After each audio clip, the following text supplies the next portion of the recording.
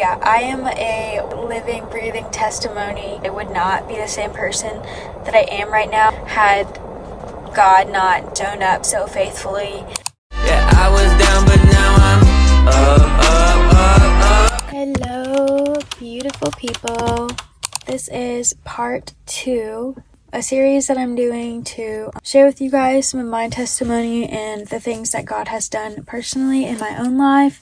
I've been thinking about what I want to talk about in this video to start off the series, and I thought, what better way than talking about mental health and how God has completely restored it to where I no longer have anxiety or depression. So you guys kind of have like a perspective just to go into my background. As a child, I was not saved. I grew up in the church, so I believed in Jesus and was taught about him. I knew of Jesus. I was raised in a certain denomination that just never made sense. I was never filled with the Holy Spirit until very recently, like last year, and I was about 4 years old. I got molested. I never really healed from that until recently. But yeah, so growing up, that really affected me. That led on to me being very depressed as a child, and I definitely had demons tormenting me because I started doing things that no young child should ever be doing. Started thinking about things. I knew what happened was wrong, and that I just felt like disturbed by it. Like I felt weird about it when it happened, but I was at such a young age that I didn't like really know the full extent. And so this memory, I still remember this like vividly. I was telling my mom, and she was standing in the kitchen. Me and my brother were about to get on the bus to go to school, and I remember just telling her that that man touched me, and she just started like bawling and crying, and that's when I knew like how bad what really happened to me was. Those experiences just replayed back in my head for pretty much like the duration of my childhood and through high school. Those experiences really affected me as a child. Like I said, I started getting really depressed and suicidal, and I remember I was around like 7 or 8 years old. That's when I started self-harming. I would, not to get graphic, like literally like self-harming with a blade, and I would do that constantly. I started doing that because I didn't want to feel the emotional pain that came with it. And so whenever I would have that memory come back and start replaying again in my head, or if I got too like angry or didn't know how to deal with these uncomfortable emotions as a child, I would isolate myself. I didn't really tell anybody what I was doing until later on in my life. So yeah, and then whenever I got to high school, it started going even more downhill from there. I started making really bad choices. I started drinking for the first time around 15 years old. Started smoking a lot in high school, and I was just trying to numb my feelings and my emotions that I didn't want to face. I didn't want to face who I was. I didn't want to think about the things that happened to me. So I would numb them with alcohol, with drugs, with partying, with boys. I was still very depressed in high school.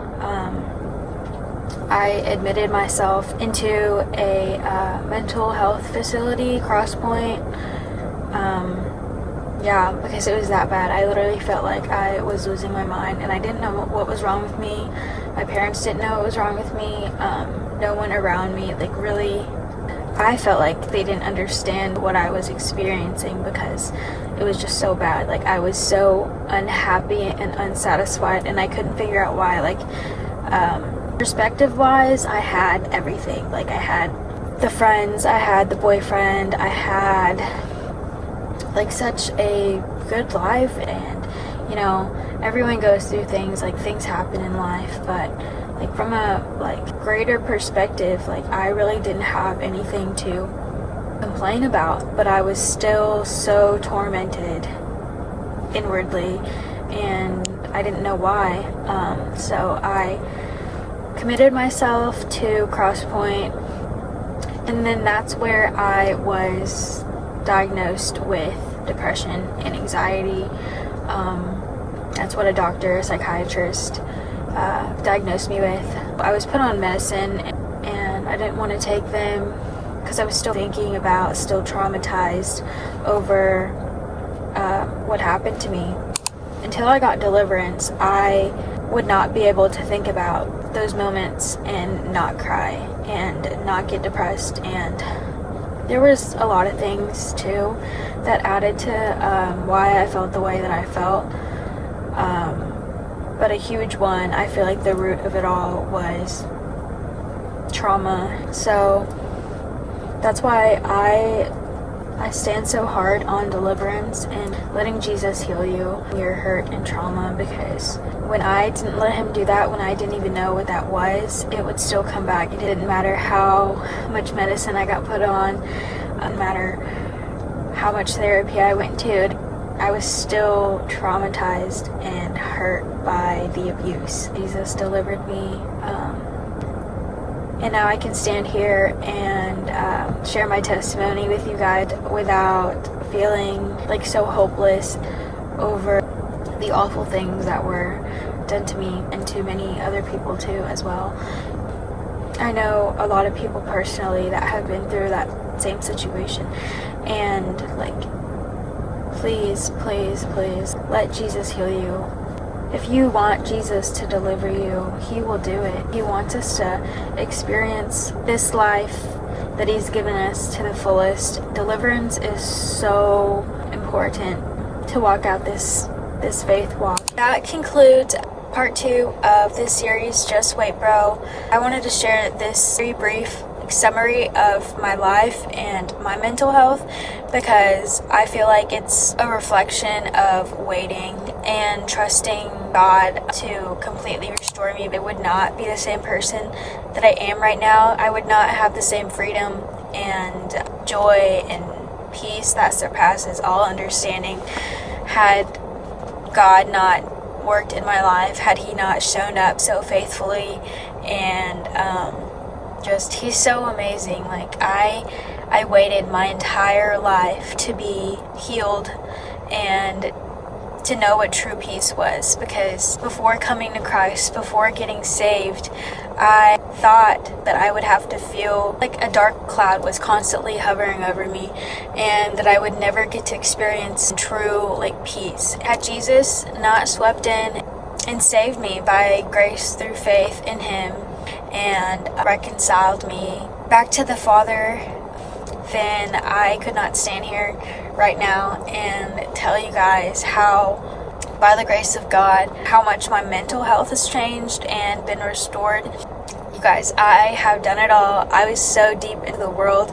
I was so addicted to alcohol. I've experienced both sides, and I can say this side, being sober and living this life following Jesus will be much more rewarding and fulfilling than trying to seek temporary pleasures through drinking and smoking and partying and the things of this world.